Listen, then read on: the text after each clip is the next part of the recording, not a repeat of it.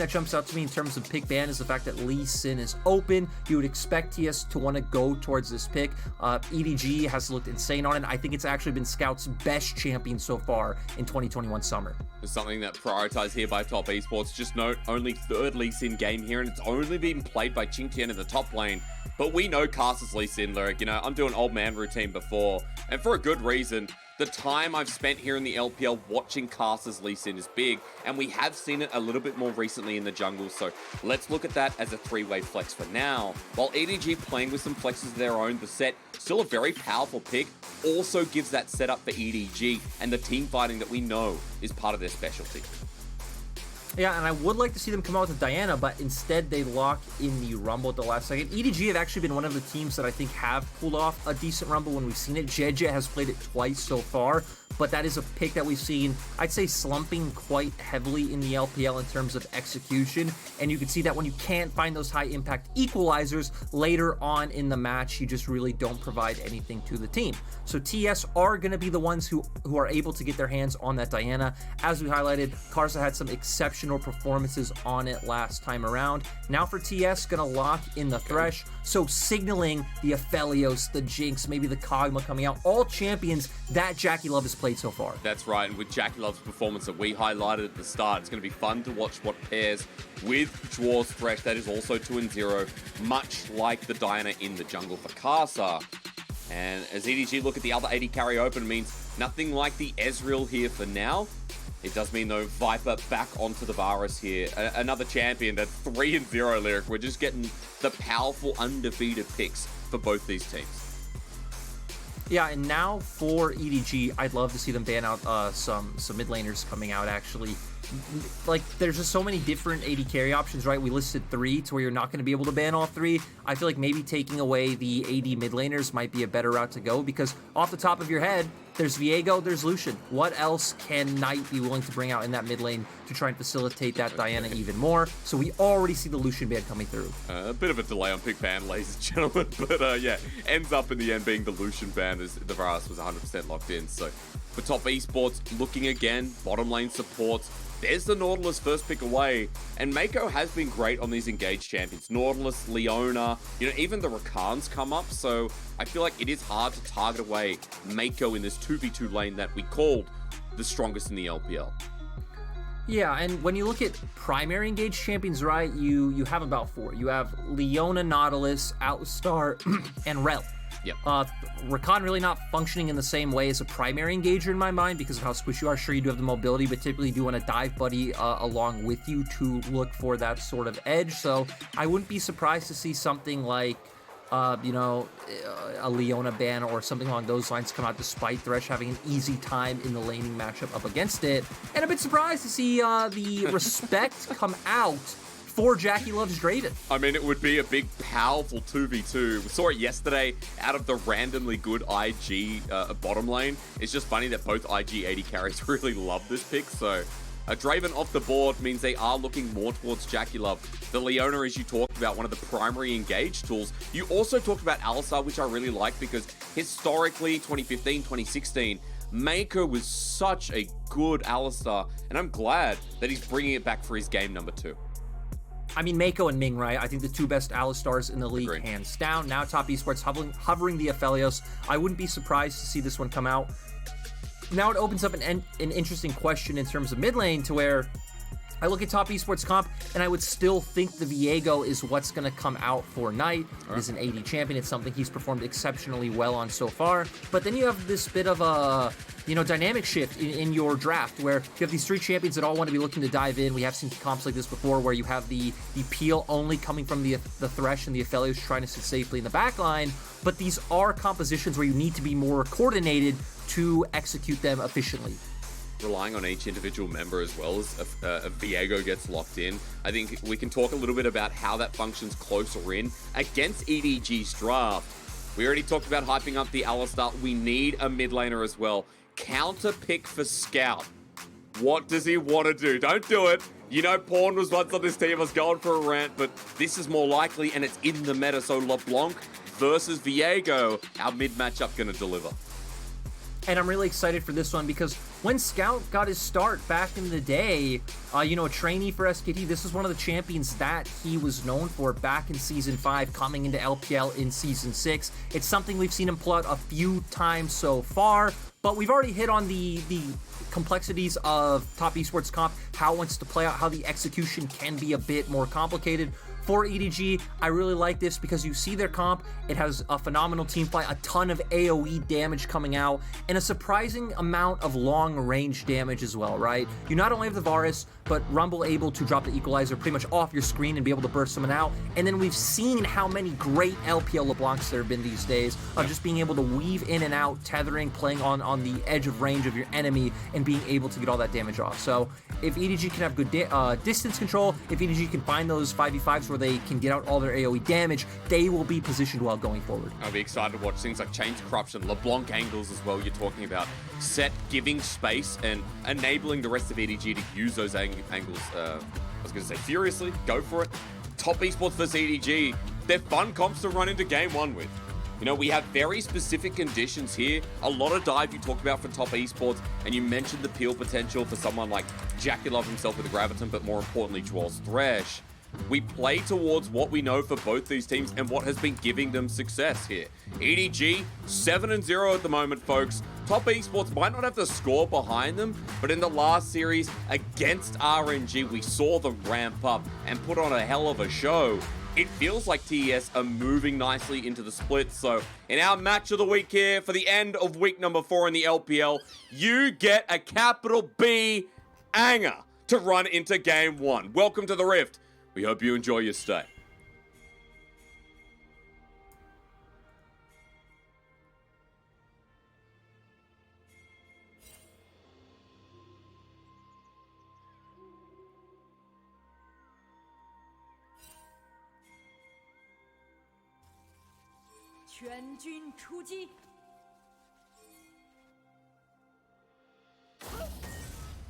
Well, Lyric, we always leave time for the gyos. Good deep ward there from Scout to start off with the distortion. Just going to give some information over to Karsa. It is getting pinged down though, but only by EDG. So walk me through early jungle pass here, Lyric. This is where I want to start, considering that you set out win conditions quite nicely, but I'm looking towards what JJ is going to be aiming for if it is just that 6, the same as we know Diana will as well. I think for JJ, right, you're definitely looking towards your top half of the map early on. You have an Alistar in the bottom lane, so not much pressure for you to play around or to look for those scuttle crabs off of. More interestingly, we see Karsa going with starting his Raptors, so going to cycle through his jungle camps much quicker. The big thing right now is Karsa, of course, knowing that he's being spotted out by the side of EDG. He saw that ward was placed there, and I like the fact that we see him going towards his top side, maybe making his way down towards spot, because expectedly, Aphelios and Thresh pushing in this wave, right? You're up against the Alistar, you have range advantage early on, Thresh able to do a lot of work, and then you should be able to secure yourself that bot side scuttle. So, wouldn't be surprised just to see both teams' junglers trading scuttlers on the opposite side of the map, and TS, of course, always putting a bit more emphasis into their bottom lane than most teams. As they hit level 2 as well, Viper and Mako paying the respect already, and Scout pushing into Knights. So, lanes going is expected to start us off, even in the top side. Flandre versus Qingtian. We've seen a lot of Set, Lee Sin in the mid matchup. Not as often in the top side, but we know early levels, Set damage with Haymaker, his dueling potential. It's just so good with the passive pit grid as well. That's the big thing, right? Especially if you're able to find that trade level 1 with your passive, the damage coming out on your right hand. And EDG, super aggressive, level 3 dive. I mean, Scout's teleporting in. It's a return TP. Qingtian locked down, but Jedge is overheating, but the passive damage is so much. He's not going to flash for it. Knight now under turret, and EDG call it quits there. So really nice, I'd say, patience coming out from Qingtian, holding onto that flash, knowing not to burn that too early. He is going to fall down in terms of EXP, right? So there is a bit of a disparity being built with now Flandre sitting on 21 farm compared to only the 9 from Qingtian. But it's not just a one-for-one trade, because of that, Knight wasn't getting as pressured in mid lane. Scout gave that up. We see that Karsa was able to pick some stuff up in bot side while Knight was moving up towards top. So I think overall not a massive win for the side of EDG. You just have a disparity growing in one area. And we'll just keep track of those teleports as well that come through from both the mid laners. But you're right, Karsa able to get bottom side scuttle here. And it's kind of funny that, you know, we still, after all that, end up in the same place. You mentioned how Kasa will be looking at the strength of the bottom lane here to start off, as they're already pushing in. And he just goes back to farming the rest of his jungle as well, while JJ stays on the top side. So, great to start the series off with, you know, tempered play, a fun TP play, but laning phase will continue as normal for now. And JJ, all right. I think we're going again, Lyric. Yeah, so after they did it the first time, we should expect to see this many more times. Just for the fact that he's going to fall behind in terms of levels, he's going to fall behind in terms of items, so EDG will probably continuously look to abuse Qingtian in the top side. Even if they don't get the dive off, they're just going to put him so far behind that he won't be able to have an impact on this game at all. Can't walk up to the wave. Good block by Flandre. And further to your point, look at the CS discrepancy already. I mean, Flandre's level 5. Qingtian needs to catch the wave, but JJ's here. They're going to sandwich, face breaker, burn him down. Electro Harpoon, flash into it. Down he goes. EDG with the persistent first blood. Yeah, just great play overall, knowing after that came out, but Mako going for the all-in. Is JackeyLove in trouble? Ignite on the return, Gravitum as well. Mako has to flash away. He's healing up thanks to the pot, but Viper has Summoner choice as well, but no mana. Unfortunately, not able to follow up on JackeyLove, and even Bot is starting to heat up as Death Sentence. Kiting for Viper, but he does nothing. Overall, Summoner advantage for the side of Top Esports. Mako using both compared to only the Ignite coming out for Jwa.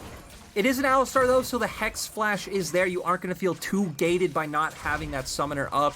TS still should be able to continuously keep Prio in this lane.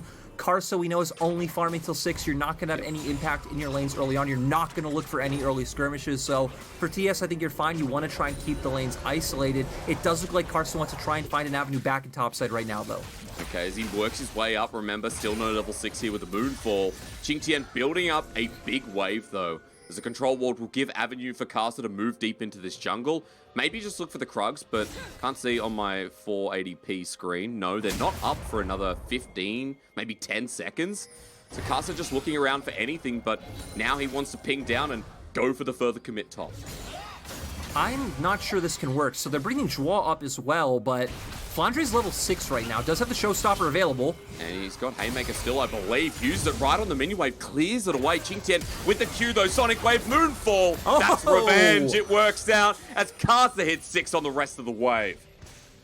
That was really nice. Those are the types of plays where TS make, where you're looking at it, you're like, Karsa, my man, what are you doing? You're just wasting time. You can't go for this sort of play. But then with the execution, Top Esports are able to pull it out. They're able to get something back for Qingtian. It's not going to change the state of this laning phase or the state of the map at all. He is still so far behind. The Iron Spike Whip now coming out for Flandre, but it is still a nice little injection of gold for the side of TS. Especially when the summoners were burnt as well. That's TP, that is Flash. And Qingtian gets to walk to the wave. So I think something important, Lyric, is that ultimate will be available for Qingtian. He will be able to join if there's a Dragon or Herald play at the very least. As this dive, again, you talked about how nice it was. Yeah, even using the shield to block that turret shot that comes in. Able to go in, hits the 6. They have the damage coming out, even chaining with Qingtian coming in with his burst as well. Just really beautiful to see. And EDG going to go with that expected game plan, right? Keep hovering towards top side, keep playing around your strong side, and just abuse Qingtian. They know if any sort of 2v2 or 3v3 breaks out, they will be stronger. They can take the fight. I'm looking forward to one breaking out. 7 minutes 40 on the board. Not only is Dragon not being looked at, but now Herald's going to be spawning in 20 seconds.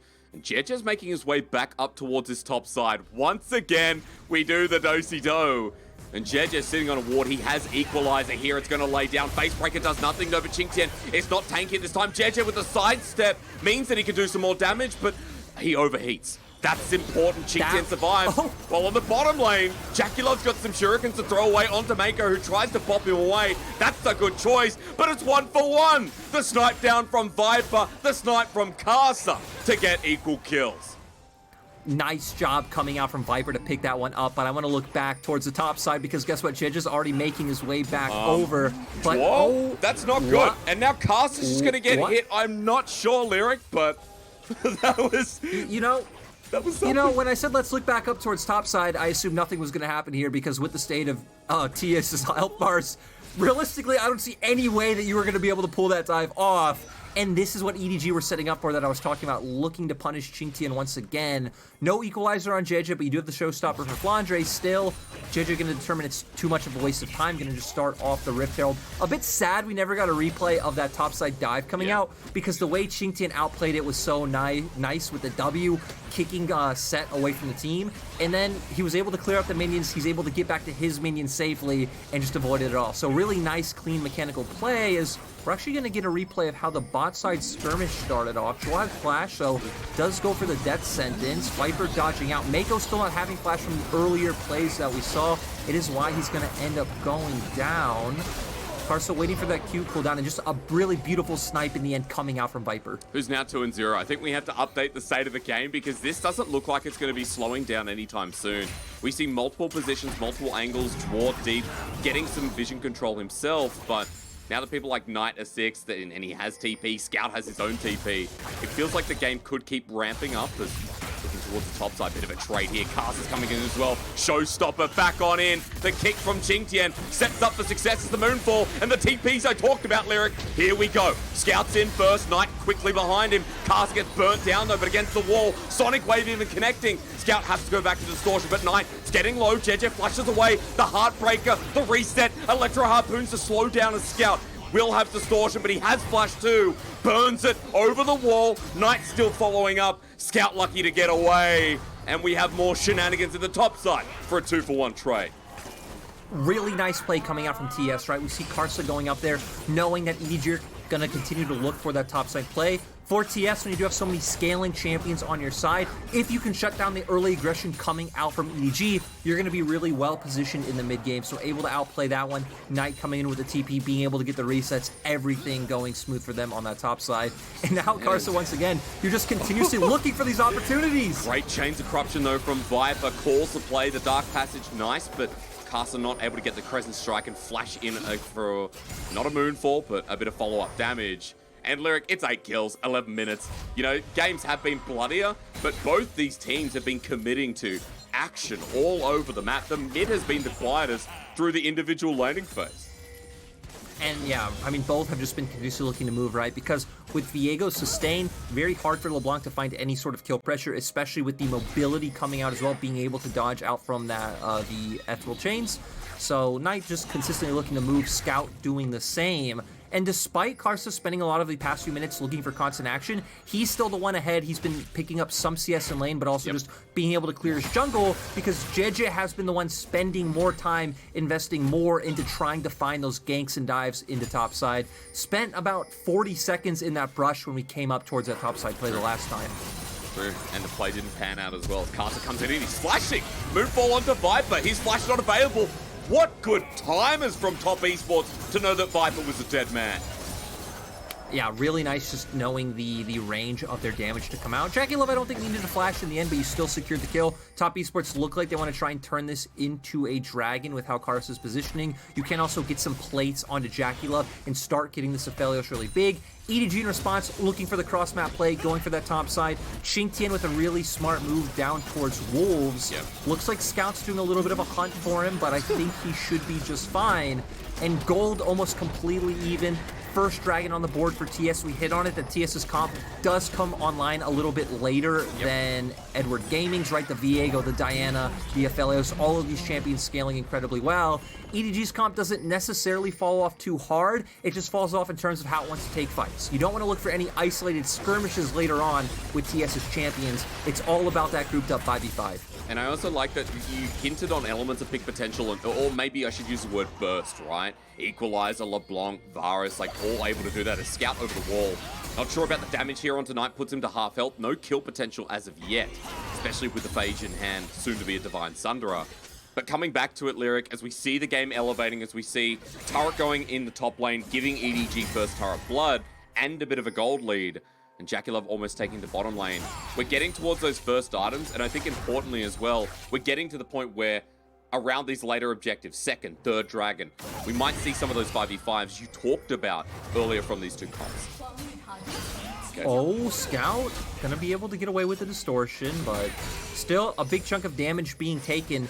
And, you know, talking about those team fights and just talking about EDG more holistically right now going forward, right? It's gonna be about them playing around their pressure point, utilizing Flandre to move. You don't have a lot of pressure in that 1v1. You shouldn't really be able to get any damage down onto a tier 2 turret. So keep up that vision in top esports, top side jungle. Start looking for picks, start hovering around mid lane, giving Scout the freedom to try to answer these plays coming out from TS on the bottom half of the map.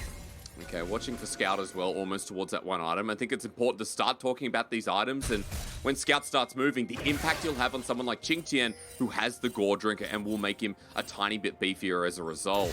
I also want to point out the style of top esports here, Lyric, too, because JackeyLove has the majority of this gold. He got 640 in the turret plate trade, but EDG spent a lot more into Flandre, into Jie, receiving similar amounts. So it does feel like for top esports, Knight's in a decent position. JackeyLove, despite dying, is still inflamed in this game too. Yeah, slightly ahead of Viper in gold with how many plates he got as compared to the kills that Viper's picked up. Also, a little bit ahead in terms of CS, but looks like EDG want to punish them. He has Lantern, so I think he should be fine, nice. And they are going to be able to get away. So for TS, definitely no sweat over a play like this coming out. You're ahead. You have your key carries ramping up.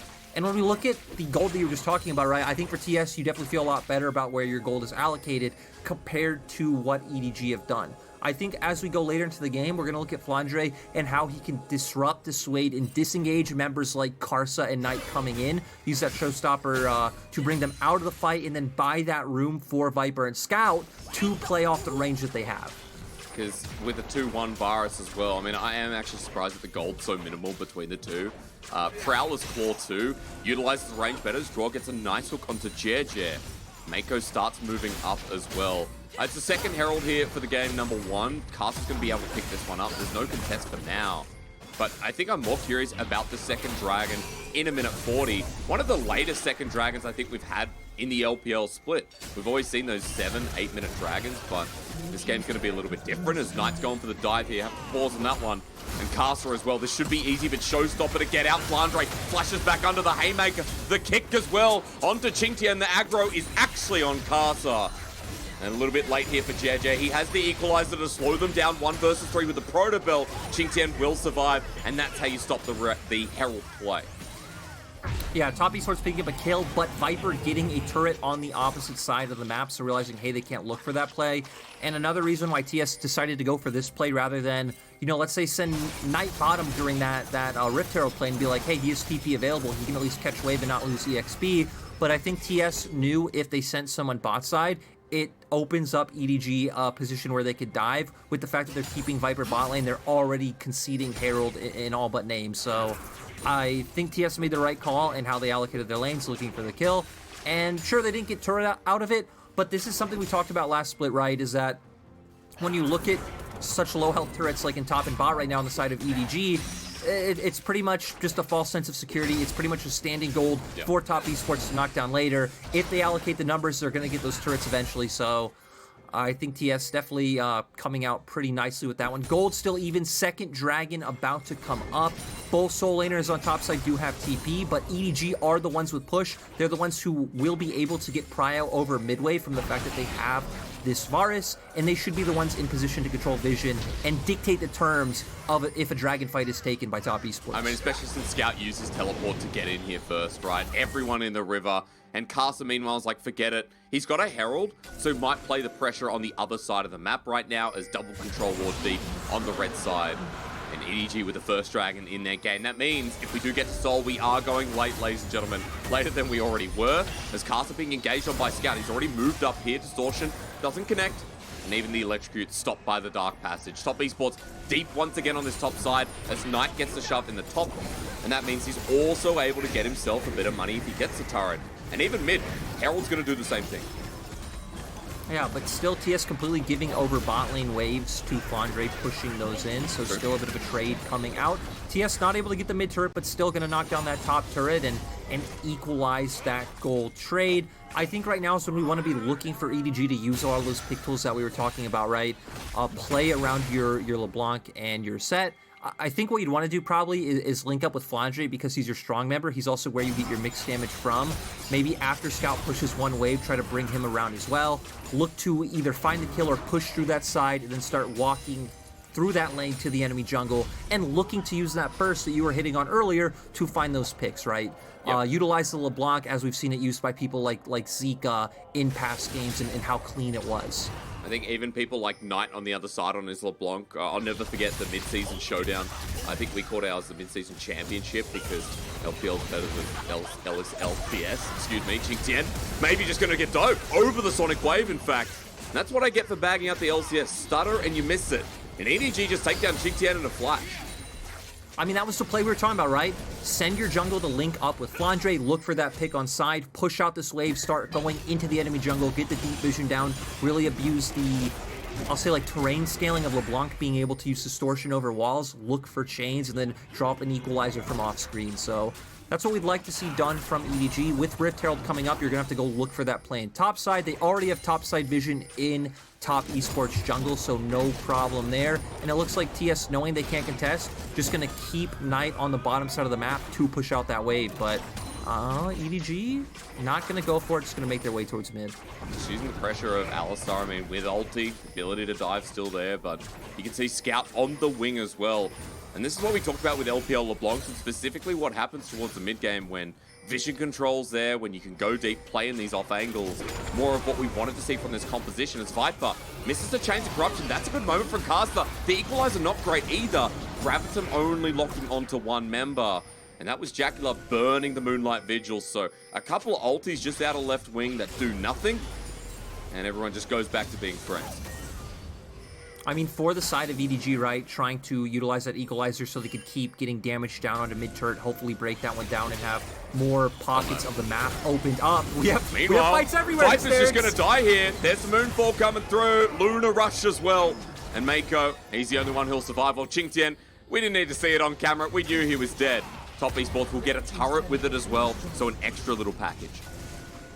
Yeah, so, you know, action all over the map. The thing is, TS were the ones who were pushed forward when they found their kill, so we're going to see right now, they're able to turn that into some wards coming out in EDG's jungle. This should turn out to be a bot side turret for Knight, so where for Scout, he was pushed in when they found that pick, so they're not able to turn that into anything other than the gold they were able to pick up. I think taking a second to look back at where we are in terms of items, Karsa massively far ahead. Not only has the Dark Seal stacking, but the Zanya is already completed, already making his way towards his next item as well with the Null Magic Mantle. As we get a replay of the play, starting off with Karsa, just wraps around. You see no vision from EDG, probably just wrapped around from right behind that brush since they do have a control ward right behind red buff. They didn't spot it out, they didn't expect it, but they should have known. Qingtian's pushing out top wave, so TS are the ones who have control of topside river. He can always look for those plays, and we don't need to explain that one. I mean, Scout has to play a little bit cheeky back. Qingtian's going to get that. We missed that one, folks, but Caster, again, so much damage. You talked about the itemization before, and with that pick, I mean, they have an Aphelios with Crescendum and Severum. Baron is going to melt. That's the thing, right? The two highest DPS guns you can have. At the very least, they can look for the turn. They have good turn potential, and they have a great flank angle. Chains of Corruption. Sonya's, though, over the back. Moonlight Vigil hits everyone. The Moonfall! Caster's right into the thick of it. EDG get taken alive. Another good death sentence from Chua as he'll play their hell with the skin and bone off of Edward Gaming. Top Esports don't care. They'll take the fight any day. Super clean coming out from Top Esports. Like you said, Karsa's ultimate was clutch, but Qingtian as well, finding the kick onto Viper, actually kicked Viper into the Moonfall. It's going to give over this Baron unless Scout can have something to say about it. Well, they're low, and Jackulov has moved away from the favorable Severum here, so pass is back. Baron will not be taken, but Top Esports now with a gold lead after the fight, after the pretty much ace here. Remember, Scout was dead at the start of the play. So this had to be a 4 versus 5, as we're going to see how it happened. And it just looks like the same thing that happened in Qingtian happened in Scout, right? You're pushing a little bit too far forward. I think it's more excusable because you are a LeBlanc, but having no vision out to spot if that play is coming, not able to distort away, you get caught out. And this is what I'm talking about. Qingtian's kick onto Viper actually kicks him into the Moonfall coming out of Karsa. Just bam, nailed down onto 3 members. Chunk extremely low, setting up for Jackulov to deal damage as well. Knight to follow up with his ulti. And sure, 2 members went down, but being able to wipe everyone on the side of EDG feels great. And this is the reason why we said, you know, EDG, the overwhelming favorites in the series. No doubt the better team all split so far. But if there's any top team who is going to be more brawly, make it more of a mechanical fight, who are still smart in terms of how they are able to play the map, it is TS. They are always a bit of an X factor, a bit of a wild card, you know, in terms of anyone they're facing. That's why I said people shouldn't get daunted, or at least judgy on the score. Here's Qingtian versus Scout. Binding doesn't connect, but still a lot of damage. Secondary comes through from the Mimic, but Qingtian survives as well. Bit of a brawl in the jungle. They got Viper over the wall. He won't find himself, but Mako now has to burn the unstoppable will. And Top Esports just forcing them back as the equalizer. Does next to nothing. Knight's going to get a Dark Passage. He's out. That was the Shirelias too. EDG now walking back in. I mean, Mako shouldn't be here. Moonlight Vigil once again. Knight goes in. Has to flash away Flandre over the wall. This is a sticky situation, as Butters would say. But Top Esports still remain vigilant. And Top Esports, right, utilizing their push in both mid and top to start finding those initial, we'll say picks, even though no one went down, but they forced out a lot of key abilities, key summoners, right? The cleanse from Viper, a bunch of ultimates across the board, the Shirelias being used, the Unbreakable Will from Mako. So all of that, in return, you were able to get Knight's flash because Knight looks like he was looking for an angle over the wall to where, hey, if someone from EDG steps back out to try to contest vision, I'll be able to look for this pick. So overall, feels like that flash may be the biggest loss of that fight for sure. Gonna stop Knight from being able to close the distance and find a key angle if he would have been able to do so otherwise. Dragon not being up anytime soon means this is still going to be a top side focused game for the next few minutes. EDG have been able to get vision control over their jungle once again, so for EDG right now, I feel like you have a bit of a predicament where you're not going to be able to utilize Flandre's pressure that well anymore because you are playing up towards the top side, so you can't send JJ down to look for those picks anymore because Top Esports will just be able to turn on Baron and control vision or look for a bait like they're doing now. So it's going to be all about Flandre pushing and moving, trying to put a bit of pressure in terms of the ways they're losing on side waves. As they burn another Shirelias here, this time from Top Esports, looking for Scout on the pick. Remember that Kasa is the only AP damage source on Top Esports.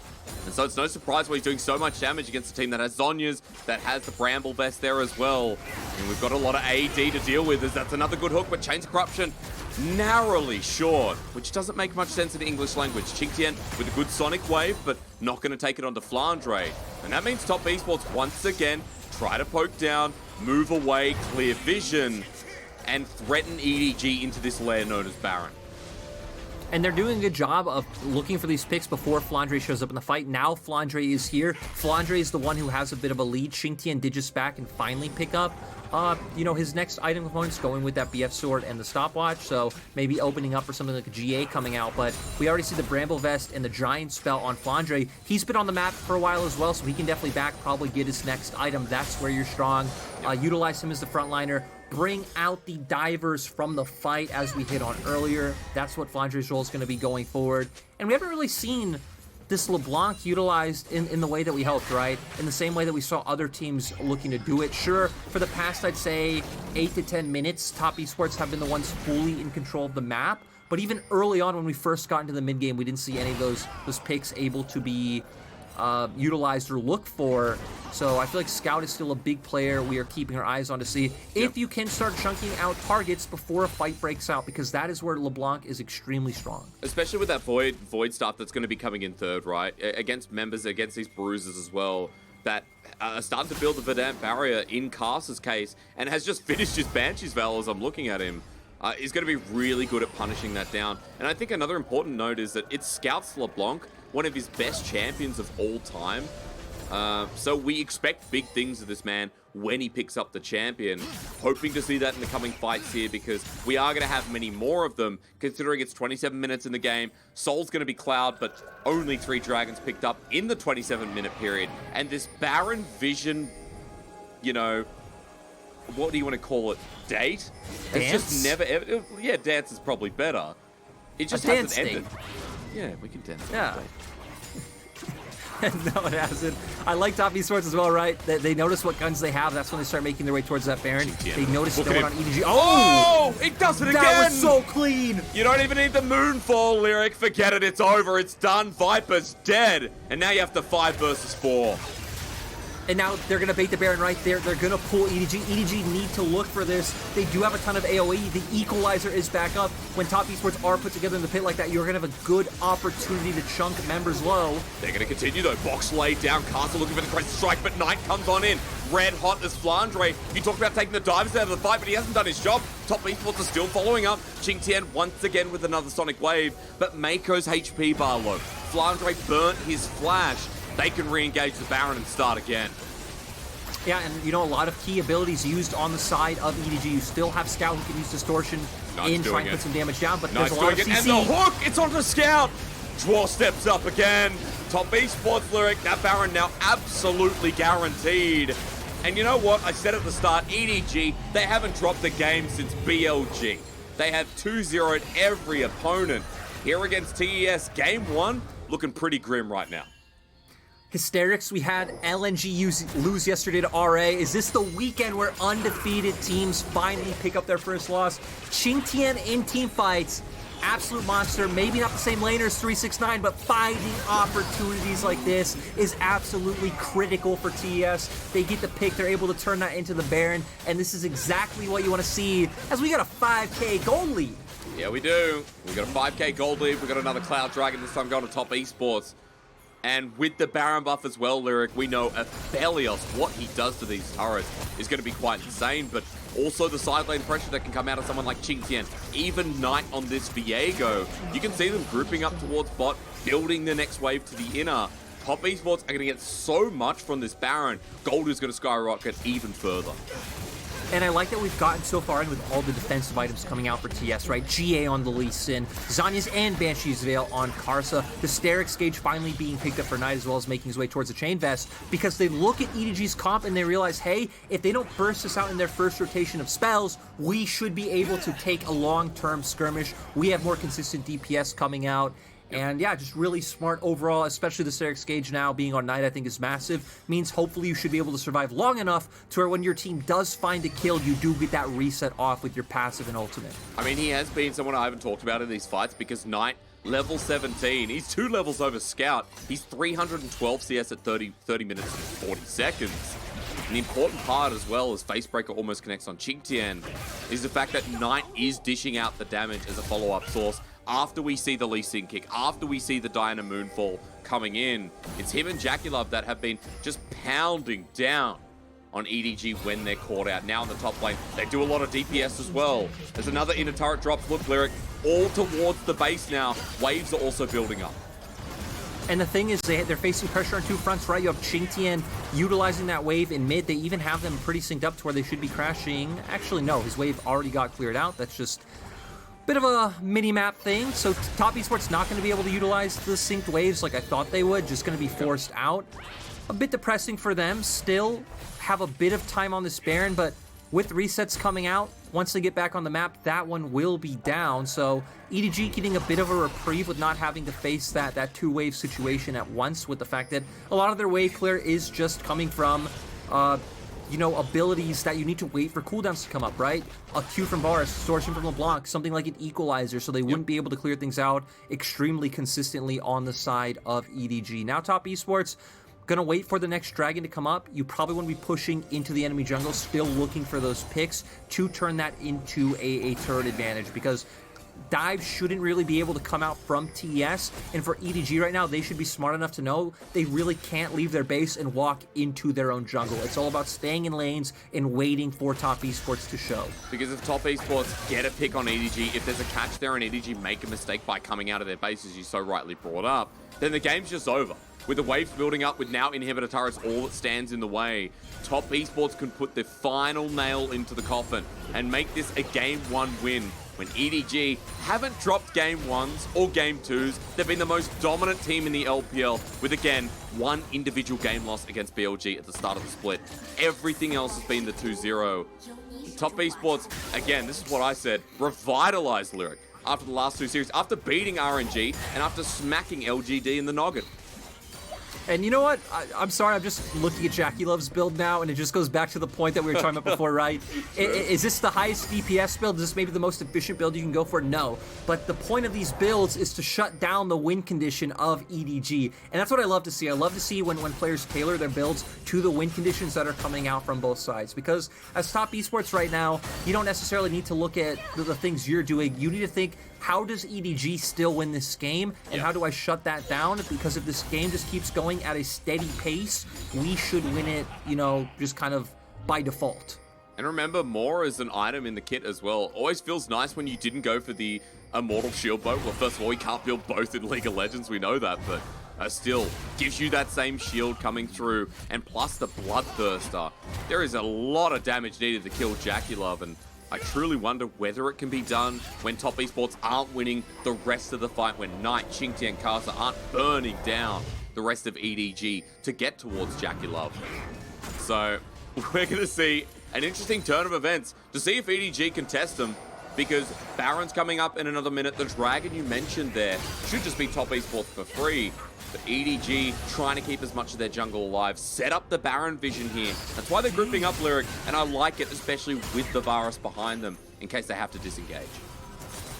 And, you know, when I look at this, the big problem now is EDG's comp doesn't play out the same way that we were talking about earlier. It's not about you using set to bring out the divers to keep Viper safe, because top esports are the ones in control. Top esports are the ones who will be on objectives first.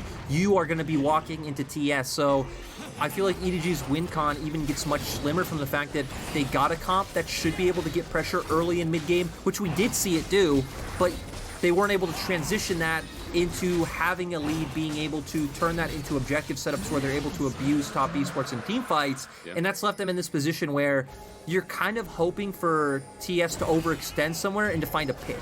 You're pretty just relying on picks at this point, as TS actually being the one to look for a pick on Flandre.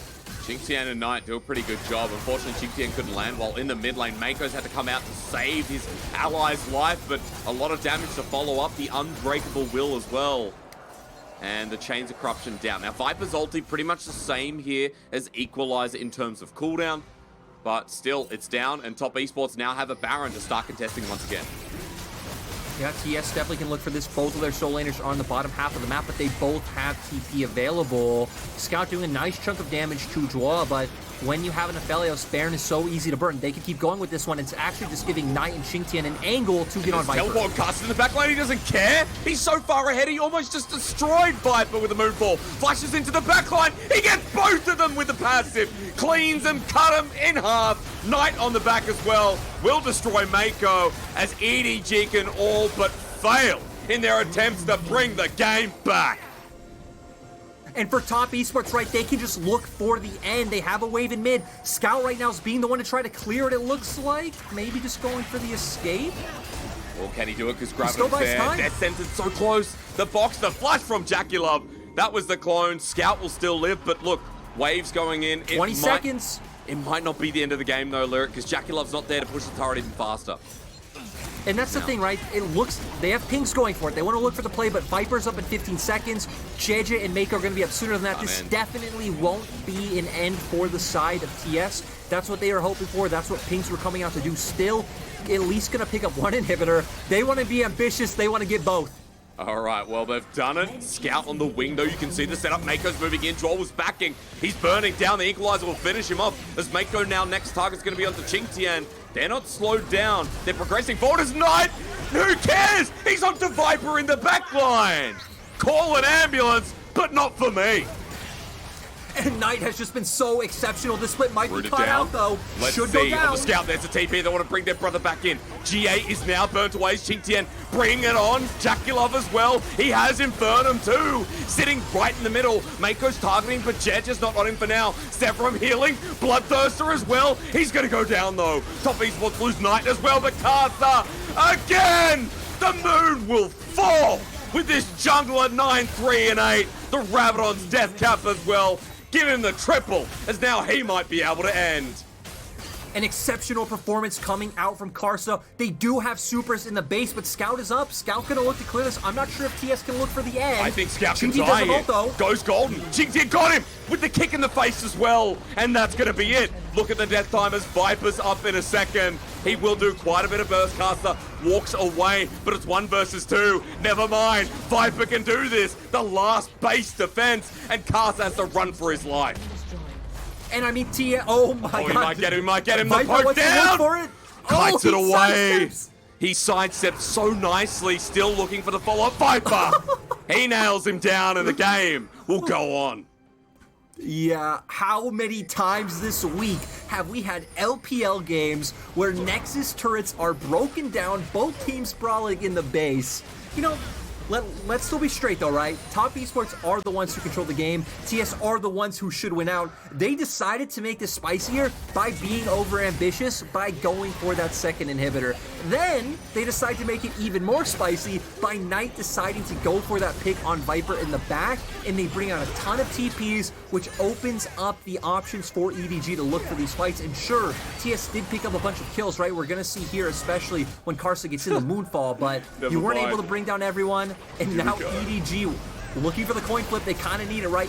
You're almost 10k gold down. But Lyric, I see a minion wave building up in the top side. I want to know if they have teleport. Get the Karsa thing away for the time being. Moonlight Vigil into the Baron. It's secured by EDG. Knight has TP, but he's on the back of the pit anyway, trying to run it back. Baron back. Jackulov not going to stop them. He doesn't have ulti, but the range's not there, and they're out. Knight's only going to be able to find JJ here. It'll be decent, but the Baron will help them defend as he tries to buy time. I actually think this shouldn't help them, right? EDG, TS, I expect to just funnel into EDG's base and look for the end. You have an open Nexus. It is a 5v4 now. You have nothing to worry about. Baron doesn't stop that. Heck, they don't even need to deal with any turrets, right? They literally just have to walk in, look for the 5v4 play, and kill the Nexus. Well, here they come. 5 versus 4. Lyric set it out for you, but can Top Esports do it? Inhibitor in front of them as well, but the Nexus already has 2 inhibitors down, so it is available. As Xingtian gets the Sonic Wave, they want to end it. Knight in the mid lane as well. Inhibitor will be the consolation prize as Karsa does it again, but he's set packing into 2 tanky members. That's not the damage you want. Xingtian into the back line on top of Viper, but Lyric, Top Esports, the 80 carry's not dead here. Karsa into the back, Knight as well, Jackulov. They kill Flandre, but Scout's starting to burn down. Into Viper, Xingtian's done it as a TP on top of the ward. Once more, it's the back here from Knight. They will get the Nexus at the end of the day, but that game number 1 I told you was going to be a banger, and a banger it was. And I'll be honest, Hysterics, I thought TS maybe not threw it away, but delayed the game even longer at the end because we saw them going in just a bunch of different angles, right? Karsa goes in first, looks a bit early, gets chunked out, has to use Zhonya's. Xingtian finds the kick onto Viper, but no one is there to answer the kick. You see a bunch of members of Top Esports get low, but luckily you still have that Aphelios dishing out all the damage from the backline. Xingtian found the re-engage onto Viper because let's face it, you have no turrets. Top Esports minions are just flooding into your base. You have to respond. You have no good angles to answer. And in the end, Top Esports completely deliver. This game was so much action from early on. I think for the side of EDG, right, they looked for all those plays on top lane. It made sense because Flandre found a really good trade in lane. I assume at level 1 probably, again, with that strength of the set. They looked to abuse that going forward, but some nice outplays from Xingtian, and then just Top Esports doing a nice job to realize, hey, we just need to answer this play, put the same amount of resources into it, and then we can get the game to a neutral ground where the same level of plays aren't available to EDG's composition. And I mean, I think it's important to just quickly note, while you talk about gameplay, that was also Top Esports continuing the momentum from what we saw against RNG. We saw the old Top Esports where through lanes as well, Jackulov draw, pushing bottom lane to the limit, playing the matchup well, aiming for 2 first, they secure, they start pushing in, they get turret plating. Knight as well, playing the mid lane pretty decently. I mean, Scout got early trading off, but the Viego had his windows into the game and into the side lanes where he was needed. And importantly, importantly, I was just going to say, dude, Karsa as well in the Diner. He farmed while you talked about in game. JJ sitting, waiting, patiently looking for an opening. He doesn't find it. Karsa's ahead in CS. He then finds himself ahead in the skirmishes, in the fights with those huge 3-4 man ultis. Karsa easy MVP in my book. There's no contest. Yeah, I think him and Qingtian were the big setups, right? Qingtian, I think, had some highlight level kicks in that game. I mean, the one where he kicked Viper into the Moonfall, absolutely beautiful. But the fact is, Karsa also found a lot of opportunities on his own. The highest damage dealer, not only on the side of Top Esports, but the highest damage dealer in the game. So when you look over at the side of EDG, right, you see when your set is dealing the most damage on your team, when you have this Lethality Varus, when you have a LeBlanc, that is a grim sign for how the game went. I think especially Scout, right? Early on, EDG did have control of the map. They had pressure in mid, they had pressure on top. You had avenues to maybe not only try and punish Qingtian, but start roaming Flandre around the map. Use Flandre's pressure to go mid to bring Scout down to bot so you can start fighting the bot lane, 3v2 or 4v3 if Jedge is there as well. Get vision in the bot side jungle and look to punish Karsa early on, because Karsa got a really easy and free early game, and EDG just got punished to where their comp, since it wasn't ahead enough, never got to utilize the setup that it should to be able to take the game. That's right. Never the link-up potential that was there. I think you also mentioned in game, people like Scout as well. His ability to move between, use the pick potential wasn't there, and Scout's LeBlanc is legendary. So I hope in game number 2 we see something a little bit better here. EDG return to their favors, and we get a game number 3. That's all I could ask for. Right after this, we'll go to game 2 and answer that question.